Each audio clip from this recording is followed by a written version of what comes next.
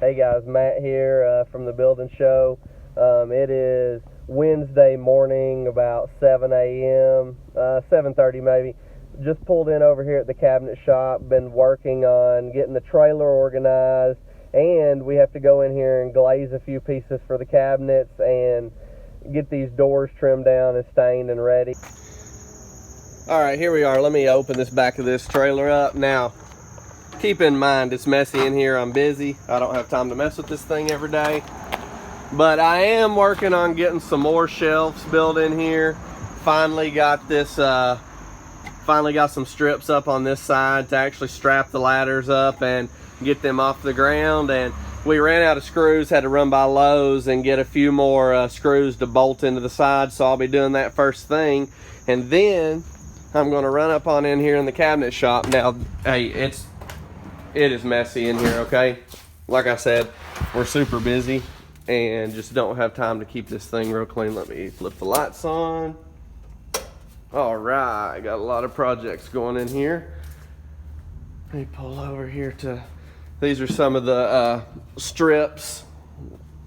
Let me lay it out here on the table. These are some of the strips that go on the edges on a Euro style cabinet that I build. Here's another one here. There's some more back there. The baseboard. So we're going to be lightly sanding these. I've already finished sanding them, stained them with the ML Campbell Woodsong 2 cherry stain, sprayed a coat of Krystal conversion varnish on here.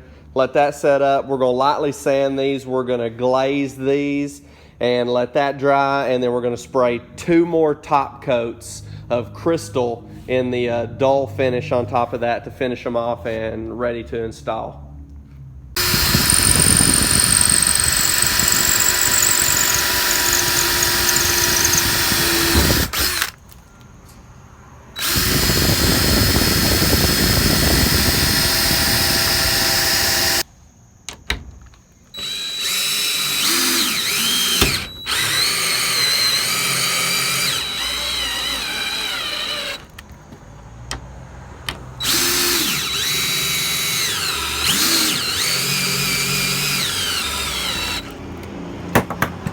All right, all done. We got the last screws in, and now this sucker's gonna be really stout.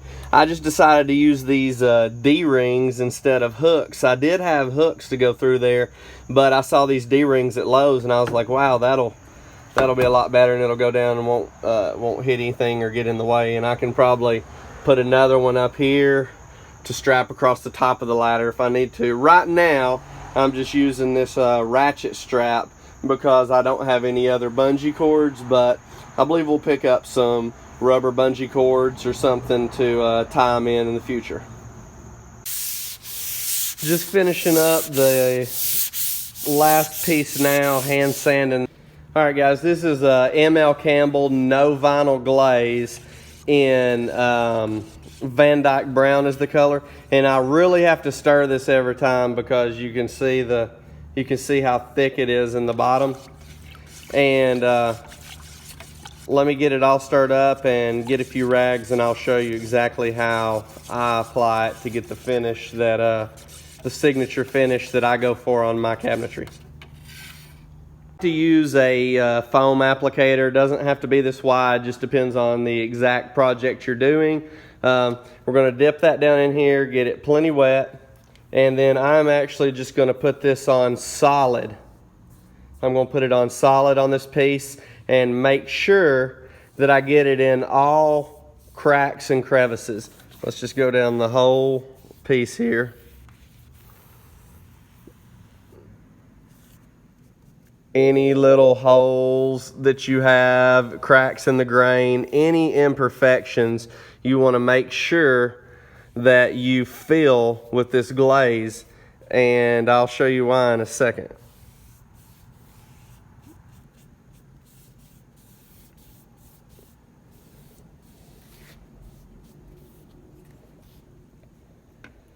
All right, typically I'm going to let that haze up for just a second and dry. It makes it a little bit harder to get off, but it also makes it a little bit harder for you to rub it off. So I'm going to go ahead and just take this is a rag that I've used to do the glaze before. I'm just going to take this rag and I'm going to just kind of wipe it in. I'm not completely wiping it off right now. I'm not completely wiping it off. I'm just like smearing it around and getting it in all the grain areas. All right, I'm going to go back with a cleaner rag and just kind of buff this off, and you can see that it leaves it down in here. I mean, it's really subtle. We're not talking about a lot, but it leaves it in any of your cracks like that right there. Say down here on the end, you've got like a little hole like that. It leaves it dark, and it does darken the finish up just a little bit. One more tip that I forgot to tell you. In cracks like right here, and on raised panel doors where the panel goes in the rail and stile, I typically use this blowgun right here, and I can actually get some of that wet out by doing this right here. You don't want to do it too much or you'll blow all of it out, but you can do that and then go back over and rub down. That way it doesn't take that so long to set up and dry down the middle for you to spray your top coat on. All right, I'm back. I'm ready to spray a clear on top of these glazed pieces. I'm showing you right here, I like to use the ML Campbell product. That's what's available to me. I'm using a Krystal conversion varnish. I like the dull finish. I think it's the most popular right now. It's what the customer likes. It's what I like. You have to mix this care catalyst with it to set it off and let it do its whatever it does to cure out and look pretty. So it's 10 parts to 1 of the Krystal and the care catalyst. Today I'm going to be spraying with just a regular cheap cobalt cup gun. You know, it does a great job on small stuff. Let me take you right up here to the front. This is what I normally spray with, especially when I'm doing a whole kitchen spray out in a house when you have to tape it out, or whenever I'm spraying multiple items in the booth. I prefer to use this CA Technologies air assisted pump.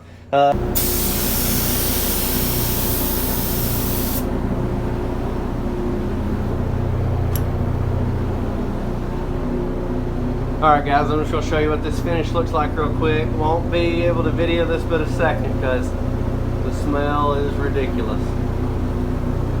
Now as that dries, it will dull down. You can already see it dulling down right there. In just a minute, I'm going to show you my favorite thing about Tyndall. It is my favorite thing about Tyndall's free ice. Alright guys, here we are over at the Woodland House Spec House. I'm coming down here because the block layers are going to be here today, and there's a little bit of cave-in on this footer right here, or a lot of cave-in on this footer that I'm going to shovel out and get it all ready for them to lay after lunch today.